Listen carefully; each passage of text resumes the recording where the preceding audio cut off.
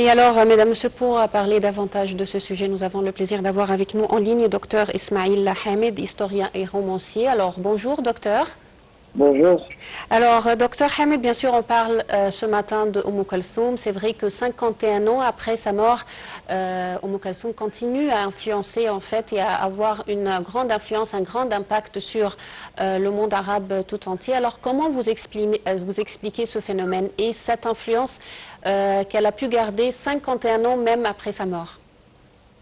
Bien sûr, Kalsoum, c'est iconostase égyptienne, iconostase arabe, iconostase de la musique, c'est un phénomène incomparable, une femme qui a laissé une influence incroyable sur l'histoire d'Égypte, l'histoire de la culture égyptienne, la culture arabe, la musique égyptienne, la musique mondiale aussi. C'est une femme exceptionnelle, Kalsoum. Et je suis un adorateur de Kalsoum personnellement.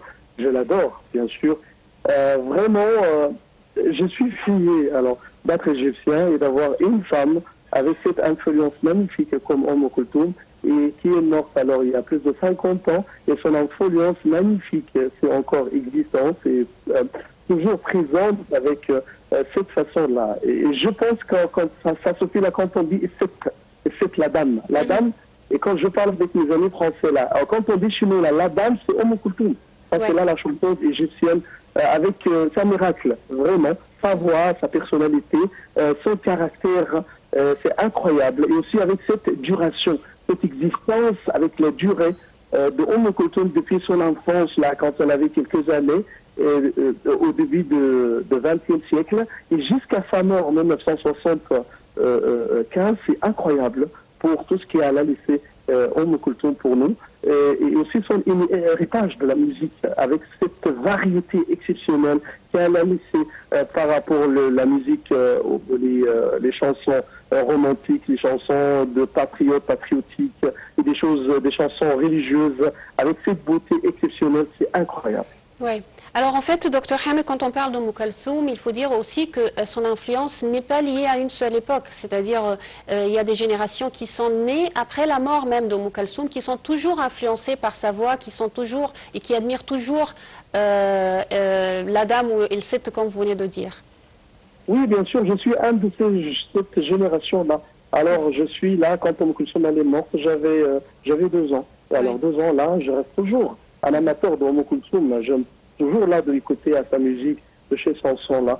Et ça, c'est bien sûr représente l'image idéale pour la musique arabe, pour les chansons avec de très bonnes moralités, avec aussi beaucoup de dédication pour les gens, et avec sa miracle de la voix exceptionnelle qui n'existe pas, avec cette façon, avec cette qualité.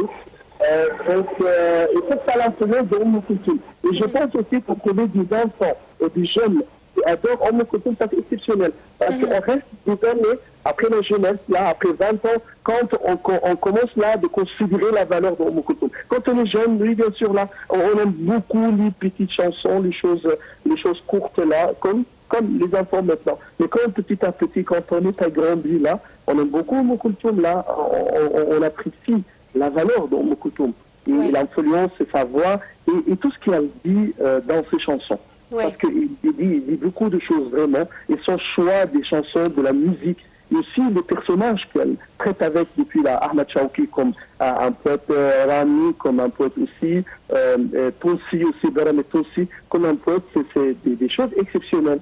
Et aussi, après pour le musicien qui travaille depuis Aboulaye Mohamed, bien sûr, qui est celui qui était son professeur et son cheikh là, celui qui l'a enseigné au début, après ça Zakaria Ahmed Al-Qassabji, après ça on a bien sûr Riyad Soubati, le miraculeux, celui qui fait avec Kalsoum des compositions incroyables, et puis la phase de Mohamed Abdelwahab et la phase de Balik Hamdi et les autres musiciens jeunes après, comme Kamal El-Tawi, comme Mohamed El-Mouji, et après c'est Saïd Mikaoui. C'est incroyable avec cette variété-là. Et chaque musicien, alors il a aussi laissé, il a fait une histoire grâce à son travail avec Kalsoum. Il y a beaucoup aussi musiciens qui adoraient, qui voulaient travailler avec Oumou Kulthum juste pour une seule chanson, de garder ça avec son histoire. Parce qu'il a déjà fait une chose pour Oumou Kulthum. Farid Belatache, il était un grand musicien et il adore ce jour de faire quelque chose avec Oumou Kulthum. Et ils ont essayé quelquefois de faire un travail commun ou une chanson commune entre eux, mais Farid, il était dessus à chaque fois et ne continue pas, bien sûr, le boulot de faire une chanson commune dans le Kulthum et Farid Belatache. Donc ça, c'est des choses historiques de chaque musicien. Oui. Alors, en fait, Oumou Kulthum a également, c'est-à-dire continue toujours à fasciner, même au-delà du monde arabe, malgré la barrière de la langue. Il y a des milliers de personnes qui admirent Oumou Kulthum, même s'ils ne comprennent pas vraiment les paroles de ses chansons. Oui, bien sûr, avec sa façon, sa technique, et aussi son connaissance de la langue arabe. C'est admirable quand on écoute aux chansons de Oumou Kulthum avec la façon qu'elle chante, incroyable. Et cette éloquence géniale, sa façon de prononcer les mots, et tout ça, c'est génial pour Oumou Kulthum. Oumou Kulthum, ça c'est une école de la musique, une école de la chanson, une école de tout là, soit là, au début de la parole, de la musique, et aussi tout ça, c'est génial pour Oumou Kulthum, vraiment. Oui. Alors, elle est presque exceptionnelle. Ouais. Alors il faut dire aussi que Oumou Kulthum est exceptionnel non seulement pour sa voix, comme vous venez de dire, mais également pour sa contribution pour la musique arabe tout entière. Oui, elle pouvait rassembler tous les Arabes, bien sûr, au début de chaque mois là, avec la chanson d'Oumou Kulthum. Donc, une des nominations exceptionnelles d'Oumou Kulthum, c'est la musique arabe. C'est une femme qui pouvait groupir tous les Arabes, alors avec sa voix, avec tout ce qu'elle donne. Bien sûr, pour les messages qu'elle donnait toujours. Et aussi, une fois, comme elle a choisi, elle a fait une chose magnifique. Quand elle a choisi un poète de chaque pays arabe, ou de chaque pays musulman, de sortir qu'il a de faire une sorte de entre tous les pays arabes et tous les pays musulmans. Donc, elle a déjà chanté pour Mohamed Iqbal, le Pakistani, Habib Sourour. Elle a déjà chanté pour Georges Joseph, le Libanais. Donc elle a déjà chanté pour Al-Hadi Adam, le Soudanais. Elle a déjà chanté pour plusieurs poètes des pays arabes, des pays musulmans là, pour faire une sorte d'unification avec aussi cet idéalisme que Oumou Kulthum qu'elle voulait faire. Et en même temps, je suis aussi déçu en même temps par rapport au plutôt d'Oumou Kulthum, le film d'Oumou Kulthum qu'on a déjà entendu, parce que présente Oumou Kulthum avec une image, je pense, c'est pas une chose comme ça, pour montrer notre iconostase. Parce que Oumou Kulthum, c'est l'histoire. Comment on l'a montré comme ça, avec cette image de faire un film, avec la façon du film.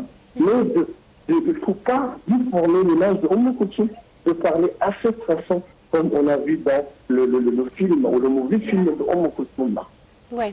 Alors, en plus de son impact en fait sur la vie politique et artistique, bien sûr, en Égypte, elle a aussi un grand impact sur la vie politique, surtout quand on parle de la mobilisation nationale après 1967. Alors, comment vous voyez également ce rôle national de Oumou Kulthum?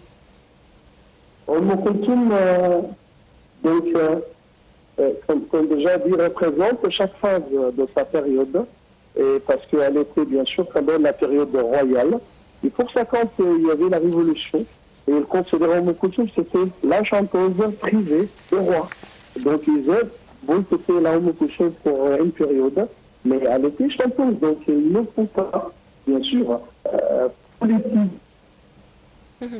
Est-ce que, Dr Hamed, en fait, est-ce que vous pensez qu'on pourra avoir une grande star aussi qui a une grande influence comme Oumou Kulthum, où c'est vraiment, Oumou Kulthum sera toujours un phénomène exceptionnel qui ne peut pas être répété facilement? C'est ça. C'est important là pour le considérer comme chanteuse qui représente l'image de sa période. Soit l'image de la période avant la Révolution, pendant la période royale, mais aussi après la période royale, après aussi la mort de Nasser, à la période aussi après la victoire de 1973, Oumou Kulthum toujours représente l'histoire, cette histoire-là, avec une façon idéalement, bien sûr. Oui. Je vous remercie infiniment, Dr Ismail Hamed. Je rappelle, vous êtes historien et romancier. Merci beaucoup. Merci. Et on se retrouve, mesdames, messieurs, dans quelques instants.